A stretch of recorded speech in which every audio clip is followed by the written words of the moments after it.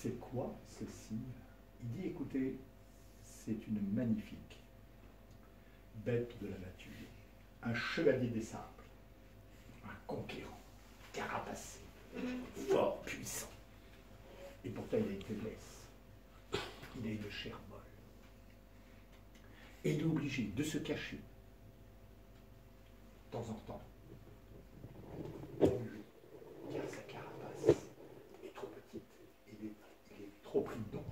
Donc il va sous un rocher, là il est en faiblesse, il casse sa carapace pour se reconstituer une nouvelle carapace, et là, il est à la merci de tous.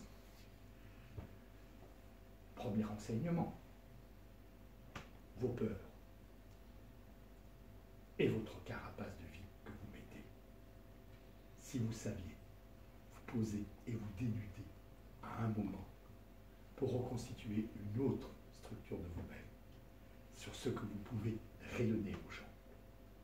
C'est peut-être l'enseignement du homard, parce que le homard est quand même toujours un seigneur et il est toujours le chevalier des sables.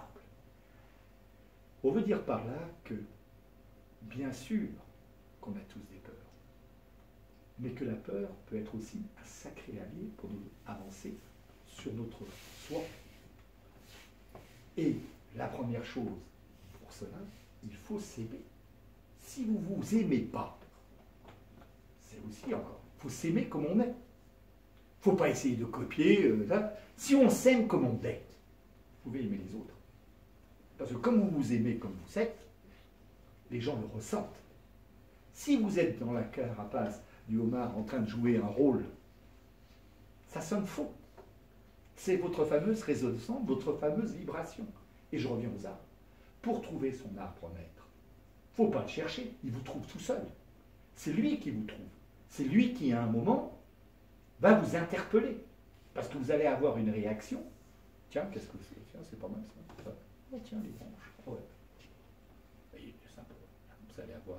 Alors après, si on essaye de travailler ça et tout, vous allez vous apercevoir. Mais les gens qui me disent, moi j'ai un arbre maître ou tout. Ou alors, quand je vois les gens en forêt, oh, je t'aime, chérie. Oh, mon bisou! Quand vibration vient me tenir. Quelle stupidité. Je sais. Quand je me balade avec des groupes, non, mais des fois, je leur dis, attends, s'il vous plaît, ne faites pas ça. Le remercier, oui. Savoir l'approcher, oui. Il va vous donner, oui.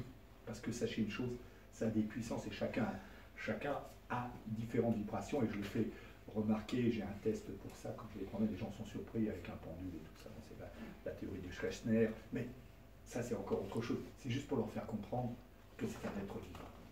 De toute façon c'est un être vivant, il est enraciné dans le plus profond, donc il est dans le magnétisme, il a l'essence tellurique, il a l'ensemble des choses. Il a la tête dans le cosmos avec son feuillage et tout ce qui transforme. Et son tronc, c'est un corps où il y a de la sève qui passe et il y a du sang. C'est comme nous, ça ne peut que vivre, ça ne peut que transformer. Et en plus, si vous savez les regarder, alors on dit, est-ce qu'il y a des périodes? Très belle période. Parce qu'en ce moment, ils sont nus. Et vous voyez toute leur évolution, cette intelligence qu'ils ont dans l'entraide, dans le développement, pour ne pas se croiser, pour se laisser la lumière à la photosynthèse, comment ils se sont enracinés par rapport à son confrère, parce qu'ils sont en harmonie. Vous allez vous apercevoir qu'il y a des arbres où il n'y a aucune branche, parce qu'ils sont tous sur une canopée d'ensemble. Si on sait les observer, vous allez vous apercevoir qu'ils ont compris, hein. Ils savent hein, que vous êtes en résonance avec eux. Hein. Ne vous inquiétez pas, c'est pas dire je me balade en forêt. Hé, je viens les gamins là, chut, je vous aime là, vous m'aimez non? Parlez-moi là, je vous écoute. Hé, s'il vous plaît. Putain, sinon, c'est rien, mais qu'est-ce qu'ils font avec moi? Mais non. Si on les approche d'une façon beaucoup plus respectueuse, parce qu'il faut être respectueux de cet environnement. Alors, il n'y a pas un endroit particulier, hein, je le répète, hein, le côté le plus anodin, s'il vous plaît, tant mieux. Moi, il y a des gens qui me disent, mais moi, j'aime bien aller dans le parc. Mais pas dans le parc, il n'y a pas de problème. Des gens qui me disent, j'aime bien aller au canal. Mais va au canal. Il n'y a pas un endroit où il faut s'enfermer dans quelque chose. C'est pas du tout ça. Elle est partout. Parce que eux, ils rayonnent et ils communiquent partout. Ne vous inquiétez pas. Ils transforment tous les jours du CO2 en oxygène. tous les jours ils vont puiser des ressources minéraux ça, pour monter et pour vivre. Ils se développent tous les jours silencieusement. Vous inquiétez pas, eux ils fonctionnent. C'est juste nous à trouver le juste diapason avec eux. Et pour trouver ce diapason, il faut revenir à une sorte de forme de simplicité qu'on a complètement oubliée. Moi, quand je vois les gens marcher en forêt des fois, je dis toujours, d'abord, une chose. Les gens sont toujours surpris. Je sors de mon sac et je leur fais enlever les chaussures. Il faut se connecter. Là, j'ai du caoutchouc. Premier isolant. Impossible. Là, comme ça, sans... Non. Alors, si je me couche, j'ai peut-être une chance que mon corps se met en conduction et que je peux avoir des choses. Mais déjà, alors, bien sûr, on a des antennes, on peut, bien sûr, il y a des choses qui sont... Mais déjà. Le pas. Si vous tapez du talon, et combien de gens vous les voyez marcher en tapant du talon? Ça fait une vibration qui remonte. Il faut le pas de l'éléphant. Il y a des contractions et on rappuie son poids dessus. C'est comme ça que marchent les guides de haute montagne et tout. Et si vous y mettez un petit peu de respiration, un exercice très simple, en pensant au début, et après ça vient naturellement, qu'à un moment, on expire du sol et on inspire dans l'air. Voilà, et bien là, on calme son rythme cardiaque, et d'un coup, tout devient beaucoup plus calme, car on baisse l'hormone de la cortisol qui s'en va. C'est les ophitocines, tout ce qu'il y a. Actuellement, il y en a un point, mais vous avez la vaquer, parce que quand vous marchez sur les feuillages, vous avez la vaquer. Si vous lisez Jean-Marie Pelt, il vous dira 1000 fois ça. Si vous lisez, comment elle s'appelle, Suzanne Sassard, qui est une extraordinaire biologiste canadienne, que Peter Bollen a pompé, parce que le plus gros escroc, c'est l'allemand.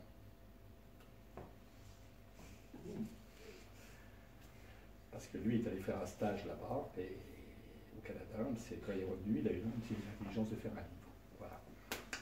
Et bravo à lui. Il a mis des choses en ordre. Ça a été un bête. Pourquoi? Parce qu'on sent qu'il y a aujourd'hui un retour à la nature, on a besoin, on se sent mal, il y a un mal-être énorme. Les gens ne savent plus. Alors, les croyances sont en train de partir, on ne croit plus, on ne sait plus, l'information, tout ça. On est envahi. La forêt, elle devient un nouveau refuge. Elle devient notre refuge. Et si on sait vraiment bien l'utiliser dans notre refuge, après elle peut apporter plein d'autres choses. Alors là, c'est qu'elle apporte. Mais là, c'est d'autres sujets. Car je n'aime pas dire qu'elle soigne. Je n'aime pas dire qu'elle peut penser les plaies affectives. Je n'aime pas dire, parce qu'elle le fait d'une certaine façon. Mais c'est un peu, je dirais, à vous de trouver. Car les remèdes, vous les avez dans les brindilles. C'est ce que j'explique. On peut vous donner des brindilles de savoir, et si vous les mettez en application, ces brindilles, c'est à vous de faire votre cheminement. Ce n'est pas un gourou qui vient et qui explique, allez maintenant vous respirez comme ça, allongez-vous, vous allez voir, oh là là, vous avez senti là, non, vous ne sentez pas là, waouh, mais vous êtes, comment ça, vous sentez. C'est à vous de faire ce chemin. Alors ce chemin, tout le monde a les capacités de le faire. Je le dis, tout le monde a les capacités de le faire. Il y en a qui vont le faire un peu plus rapidement, parce qu'ils vont laisser leur peur, leur truc ridicule, leur condition, ils vont se lâcher. Et ces gens qui vont pouvoir se lâcher plus facilement, parce qu'ils vont être dans une joie, voilà, je sais que c'est un terme con, la joie, mais c'est tellement fort, la joie. La joie, c'est tellement puissant. Si vous avez la joie, moi j'ai la joie d'être là aujourd'hui. Moi je suis joyeux, hein. Bon, voilà. Je suis joyeux de voir Bernard. Parce que ça, Bernard, quand je vois Bernard, là j'ai double joie. Parce que là, c'est la vraie joie. Il y a une vraie joie, une joie. Pourquoi? Quand je vois mon pote Jacques, bien sûr, Jean-Jacques, il y a de la joie. Mais on est dans d'autres... Mais... J'ai peur. Voilà. Il y a une autre joie. Mais cette joie qui est... Hein, c'est qu'à un moment, on n'a pas besoin de se parler. On n'a pas besoin d'échanger. C'est comme quand j'ai avec Patrick. On se sait, on est en connexion. Mais ça se travaille, ça c'est de la résonance, ça c'est, j'emploie souvent ce mot de résonance, mais c'est ce qui se passe avec les arbres, parce que les arbres, comme les pierres, ils émettent des fréquences, des basses fréquences. Votre chien les perçoit, ces basses fréquences. Regardez comme il peut être attentif, comme il peut d'un coup être en attention que vous n'avez rien perçu, mais il l'a perçu, il l'a senti, il l'a perçu par les ondes qu'elles ont été envoyées. Nous on a un peu perdu ça, on peut le retrouver facilement, hein. Vous savez, moi en forêt aujourd'hui, je m'aperçois toujours... je fais, je dirais, allez, 200 mètres, 300 mètres, quand je m'arrête. Parce que marcher pour marcher, c'est stupide. Je ferme les yeux et j'écoute. Si vous savez le nombre de sons que j'entends, que je perçois de plus en plus, alors pourtant, j'avance dans l'âge, mais si vous apercevez le nombre de sons que je... Et si vous faites cet exercice juste de l'oreille, du son, vous ne pouvez pas vous avoir ce que ça fait de travailler en vous, parce que vous allez vous apercevoir un premier bruit, un deuxième bruit, un troisième bruit. Après, vous allez dire, oui, ça y est encore. Ah, voilà. Si vous vous permettez à regarder, il y a un king qui était spécialisé sur l'observation, il se mettait, il prenait 1 mètre carré qu'il avait choisi à un endroit, il venait régulièrement et il regardait, bêtement, 1 heure, 2 heures. Ben, vous savez, les pensées, elles partent. Hein. Parce qu'il y a 2 choses que, j'oubliais toujours ça, je le dis toujours, il y a 2 choses que l'homme ne sait pas faire, il ne peut pas. Il ne peut pas oublier de respirer, parce qu'il meurt. Et il ne peut pas oublier de penser, parce qu'elle vient tout le temps. Parce que même en ce moment, vous avez une deuxième pensée quand vous m'écoutez. Et s'il y en a une autre qui est derrière, ou s'il y en a une autre. Et la pensée, c'est switcher ça. Parce que, en fin de compte, la base de la méditation, c'est d'être en soi. Pour soi. Et la façon la plus facile de le faire, c'est en forêt. Parce que vous pouvez y mettre de l'effort.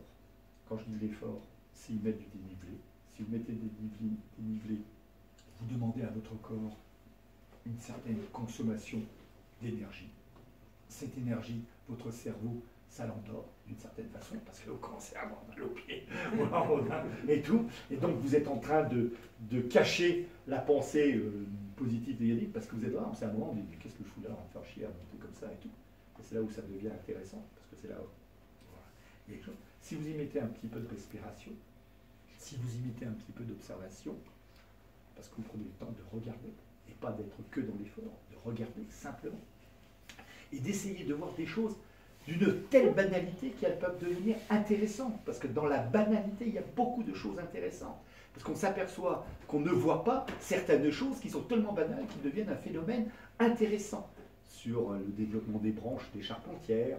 Alors les charpentières, vous savez, c'est la première couronne, c'est toutes ces branches qui partent, c'est la deuxième et tout. Regardez, les branches, regardez, écoutez les branches. Que connaissez-vous, qui c'est qui connaît les fuseaux? Alors on va faire un petit peu. Fuseaux, c'est quand les branches, elles sont droites comme ça. Elles montent, c'est des fuseaux. C'est con, hein, mais c'est qu'en fin de compte, elles ne sont pas gênées et elles vont directement à la croissance de la photosynthèse. Parce qu'elles cherchent qu'une chose, hein, c'est avoir de la photosynthèse pour faire tout leur cycle avec l'oxygène. Après, vous avez les gobelets. Alors vous avez déjà vu des branches qui sont comme ça, hop, et d'un coup, cling, elles partent comme ça. Parce qu'elle a protégé celle-ci est partie en fuseau, elle n'a pas trouvé la photosynthèse, donc elle a dû se développer. Mais vous imaginez le temps qu'elle a dû penser la plante? Mettez-vous en relation de temps, quand vous savez comment ça grossit. 30 ans, 25 ans, la relation de temps là, elle devient où la relation de temps quand vous regardez ça? Parce que si vous mettez cette relation du temps, nous, je crois que c'est une fois, putain merde, voilà la bagnole, vous mettez la relation du temps. Ça change, hein? Vous dites, waouh, j'ai le temps là. Waouh, faut être cool, hein? Là, j'ai le temps, hein? Et après, vous avez les quenouilles. Alors, les 3 mots, c'est facile, hein? Fuseau, gobelet, quenouille. La quenouille, c'est celle qui part vers le bas, là, qui va chercher très très bas, parce que son feuillage va pousser très très bas, parce qu'elle tout le reste lui a pris, et pour retrouver sa photosynthèse, elle va la chercher presque au sol et tout. Si on me dit que les plantes et les arbres n'ont pas une intelligence, vous n'avez qu'à observer la nature, et vous allez vous apercevoir qu'elles ont une intelligence, pas la même que la nôtre. Parce que nous, elles ont une intelligence globale, de la racine au pied, c'est ce qu'ils disent, elles pensent, elles sont structurées autrement. Mais au fait, les plantes étaient là avant nous, sur la Terre. Il y a d'abord eu, oui, elles ont eu tous les cataclysmes, la glaciaire, tout ça, les dinosaures ont disparu, tout a disparu. Il y a d'autres choses, mais elles ont toujours réapparu en premier. Parce que c'est toujours elles qui réapparaissent en premier. Quand vous prenez une friche industrielle, qu'est-ce qui pousse la première? C'est les plantes. C'est la première chose qui vient, qui sort, qui ressort et tout, et qui sont là. Donc elles sont d'une puissance quand même indestructible, et elles sont là. Et ce qui est extraordinaire et qui me rassure, et ça il faut être tous rassurés, c'est que nous avons une ADN commune. Moi j'adore appeler l'ortie. Vivifiant, piqué à souhait. On n'aime pas trop, si on se pique, on me touche, mais j'aime bien moi l'ortie. Et quand on me dit comment vous vous portez, comme un ortie. Les gens vous regardent toujours avec un peu de... Voilà. Mais moi, j'aime bien l'ortie. Parce que l'ortie, c'est bon. C'est tellement bon pour plein de choses. Hein. On peut le croquer, on peut le mettre en salade, on peut faire des infusions, des cataplasmes. L'ortie, c'est une des premières plantes médicinales. Donc, je suis fier de m'identifier à ça. Comme la ronce. La ronce. Je vous conseille avec les enfants, quand moi j'emmène des enfants en forêt, je dis on va chercher des choses, c'est pour ça que j'ai un panier comme tout, et on pêche des orties et des ronces. Et on fait des salades. Manger des boutons de ronces en salade, vous ne pouvez pas m'imaginer qu'est-ce que c'est comme condiment. Vous voyez, la ronce, la toute nouvelle pousse, la toute, vous la cueillez avec un petit ciseau, vous la mettez dans un panier, comme ce soir quand vous rentrez, vous la coupez, vous la mettez dans votre salade, et vous allez voir le condiment que c'est. Et en plus, c'est diurétique, ça a plein d'avantages, et tout. Comme l'ortie. Mais la deuxième chose, l'asperge. La jeune ronce, là, que vous avez usée. Vous prenez votre gant, déterrez, vous tirez la ronce. Tout le monde peut vous dire, vous faites un travail fantastique. Vous défrichez. Vous tirez la ronce. Et vous gardez la ronce sur sa racine à peu près de 30 cm. Coupez. Vous l'épluchez avec un éplucheur, voilà, un économe, et vous la mettez dans l'eau. Et vous la faites manger à quelqu'un en aveugle. Il va vous dire quoi? Une asperge verte. Et je vous garantis que ça a le goût de l'asperge. Vous voyez, vous avez déjà deux plantes comme ça. J'ai un ami ici qui s'appelle Patrick qui pratique. On peut partir rien dans les poches et être 3 jours en forêt. Et on a mangé, on a bu, il y a tout pour manger. Et on n'est pas mort de faim, n'est-ce pas Patrick? Et on le fait, c'est ça. Donc la forêt est d'abord nourricière. C'est pour ça qu'on doit aussi avoir ce rapport à la forêt protectrice, nourricière, comme c'est notre dernier espace de liberté. On ne nous a pas demandé, j'ai appris aujourd'hui que même sur les sacs de ciment, on paye une écotaxe. Putain, sur les sacs de ciment, une écotaxe. C'est quand même... Où c'est qu'ils vont chercher les impôts, nom de Dieu? Là, ils nous ont rien demandé encore. Vous voyez, on peut se balader en forêt, ça ne nous coûte rien, et c'est un espace de liberté. Et c'est tellement bon, cet espace de liberté. Alors, quand on me parle de sylvothérapie, et qu'on me dit, mais Marc, ça, j'ai dit, écoutez, si vous prenez juste le temps, déjà chez vous, parce qu'on dit, ouais, mais moi j'ai la chance, parce que je me suis mis à vivre avec la nature. Il y a certaines personnes qui connaissent mon lieu où je vis. Moi, je suis dans la nature. Je me lève le matin, je suis dans la nature. Il y a l'eau, il y a tout. J'en ai fait un espace d'oasis nature de Hubert Rive, parce que c'est sa fondation. Voilà, donc il n'y a rien qui est touché. Je suis complètement en connexion avec ça. Et j'ai un réel plaisir à faire ça. Et qu'est-ce que je fais? Je vais fouler l'herbe avec mes pieds. J'ai une robe de chambre, c'est des bleus là. Une belle robe de chambre, je me balade. Je fais les 30 mètres ou les 20 mètres dans mon pré, là, pieds nus, sentir la rosée, la gelée, tout ça. Et vous pouvez bien savoir le côté vivifiant que ça vous donne quand vous rentrez boire le café après. Hein. Waouh, ça a déjà là, vous avez de l'énergie là-dessus. Je n'ose pas dire ce que je fais en même temps. Ça, je le garde pour moi. Mais c'est aussi exceptionnel, hein, je peux vous le dire, un vrai plaisir. Hein. Et après, si vous allez marcher dans la journée, j'ai un arbre que je vais voir souvent, parce que j'ai un arbre, j'ai la chance d'avoir un arbre maître. Mon arbre, j'ai un arbre maître. Il y en a un autre qui en a un aussi. Hein. Je vais le voir. Je vais lui parler. Salut, comment vas-tu? Voilà. On se parle. Ça, je m'adosse à lui. Et quand je reviens, ça ne dure pas longtemps. C'est un quart d'heure, 20 minutes. C'est pas... Je suis bien. Je sais que je suis très très bien. Et alors, ce que j'adore aussi, c'est que dès que marcher au crépuscule, parce qu'au crépuscule, là, il y a peine nuit en ce moment, marcher au crépuscule, quand vous voyez la couleur que la lune donne sur les troncs, alors là, tout l'imaginaire y est. Vous avez tout. Et c'est tellement rare de marcher dans la nuit. Combien d'entre vous marchent dans la nuit? Très peu. Mais quand vous faites cet exercice, vous commencez à le faire, vous allez vous apercevoir que vous êtes envahi d'une certaine plénitude qui vous envahit. Il y a, comment vous dire, alors je ne vais pas employer ce mot, mais c'est ça, il y a de la joie parce que vous savez que vous êtes dans un moment, et ça c'est l'instant présent.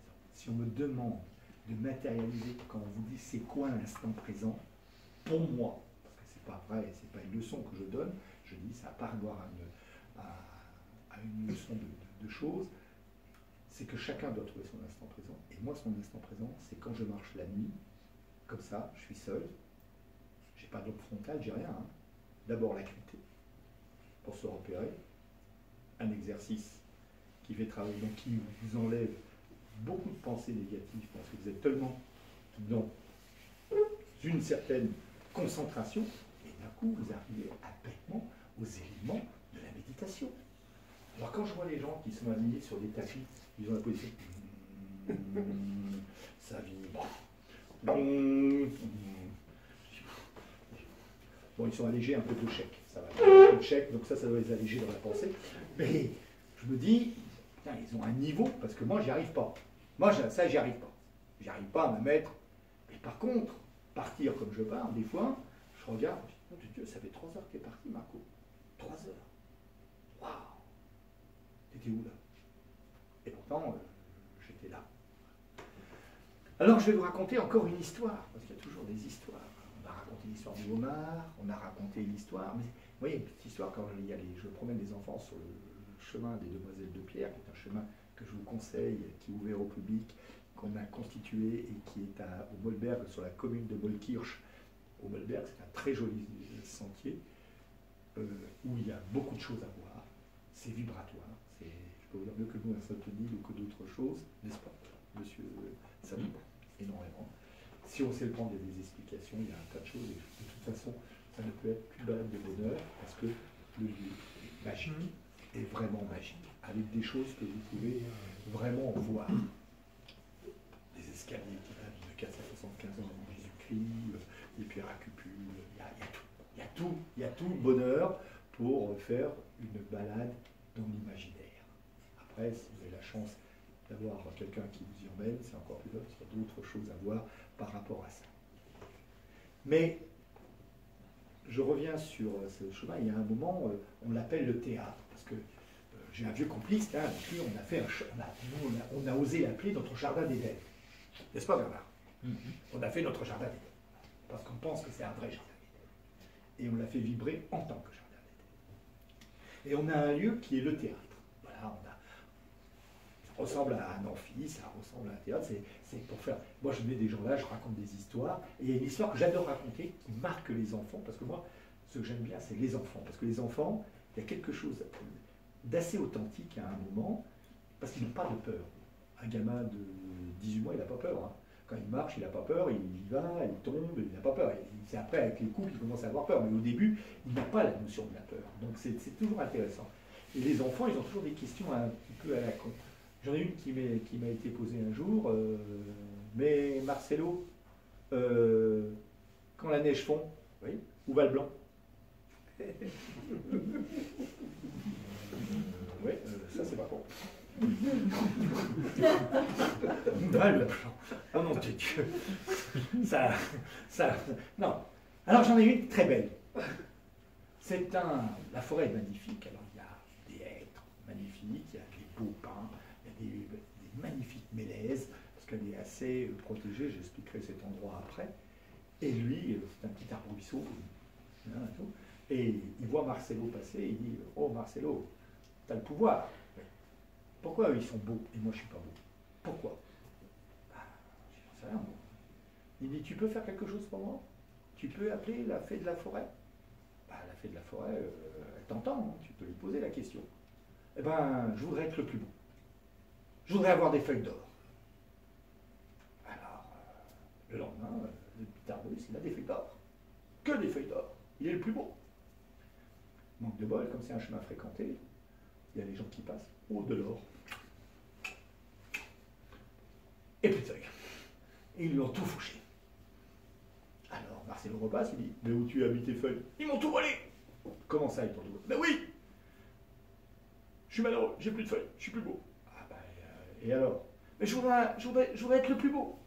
Alors, qu'est-ce qu'on va faire? On va te mettre des... On lui met une magnifique feuille de cristal. On a translucide, magnifique. Il brille, ça claque, c'est magnifique. Manque de bol, un orage et la grêle. Toutes les feuilles sont au sol, ici. Là, il est désespéré. Alors, Marcelo, il dit, écoute, si, j'ai dit, on va lui mettre des feuilles odorantes, magnifiques, qui donnent un parfum où tout le monde pense « Oh, ça sent bon !» et tout. Simplement, chevreuil, biche et cerf sont raffolants et le bouffent. Donc, il revient à son début, et comment il est heureux. Et il dit, où c'est la légende morale, c'est pourquoi chercher si compliqué quand le tout simple suffit à soi-même. Et la forêt, c'est l'enseignement de l'humilité. Ça veut dire que si on sait bien regarder, si on sait bien comprendre ce qu'elle peut vous donner, si on sait l'entendre, elle va vous donner un maximum de force.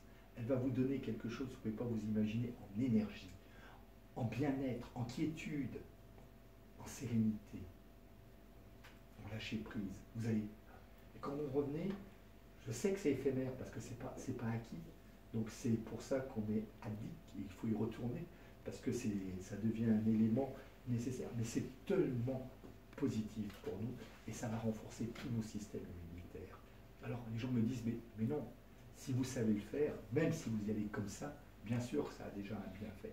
Mais si vous savez vraiment l'exploiter d'une façon positive, et quand j'emploie ce mot exploiter, c'est par la connaissance et la respecter et avoir juste cette démarche d'une façon positive avec elle, sans vouloir trop lui prendre. Donnez-lui aussi, parce qu'il faut savoir lui donner, il faut savoir parler, il faut savoir prendre son temps, il faut avoir de l'écoute pour elle, il faut avoir un respect, il faut savoir faire des choses. Alors, ça fait déjà longtemps que je parle, je pense que je pourrais dire encore plein de choses et plein de choses. Ah, il y a une chose que j'aime bien sur les Celtes, quand on me dit, parce que bien sûr, le chemin des demoiselles de pierre, c'est celtique, voilà, alors à l'époque, on a un peu, il y a des panneaux, on parle de ça et tout. S'il y a un panneau qu'on n'a jamais réalisé, que moi j'aime bien, situer ce panneau, c'est parce que j'y crois profondément. Bien sûr qu'il faut savoir se situer. Les points cardinaux, c'est essentiel. Il y a le nord, le sud, l'est, l'ouest. C'est notre équilibre, c'est notre fonction, c'est notre enracinement. Eux, ils savent se positionner par rapport. Donc ça, c'est déjà important. Deuxièmement, la symbolique, parce que j'aime bien les côtés symboles. Quand on parle du nord, le nord, c'est le feu et le chaudron. Quand on parle du sud, c'est l'oxygène et l'épée. On fond l'air. Quand on parle de l'Est, c'est la terre et la pierre. Quand on parle de l'Ouest, en général, c'est l'eau et la lance. Alors ces symboliques guerriers qui allaient sur toutes ces runes qu'on peut trouver, ils avaient quand même une connaissance sur la nature d'une façon magique. Ils savaient lire le cosmos, ils savaient lire les signes, ils savaient se nourrir, ils savaient la respecter, ils savaient l'utiliser d'une façon positive sans trop lui prendre. Parce qu'ils étaient dans le juste échange, les cueilleurs-chasseurs, dans le juste échange. Nécessité de respect mutuel. Et elle était généreuse, parce qu'elle savait qu'on a commencé à déséquilibrer ça. J'aimerais terminer juste par ce mot. La forêt est peut-être une planète soleil, où l'homme a la couleur de la liberté, ce que nous perdons. Liberté d'agir, liberté de parler, liberté de dire, liberté de hurler, liberté de pleurer, liberté de se tromper, liberté de reconstruire, liberté d'avancer, liberté d'être, et peut-être d'être que la couleur de la peau, notre couleur de peau, soit que celle de l'écorce. Merci. Bravo. Bravo.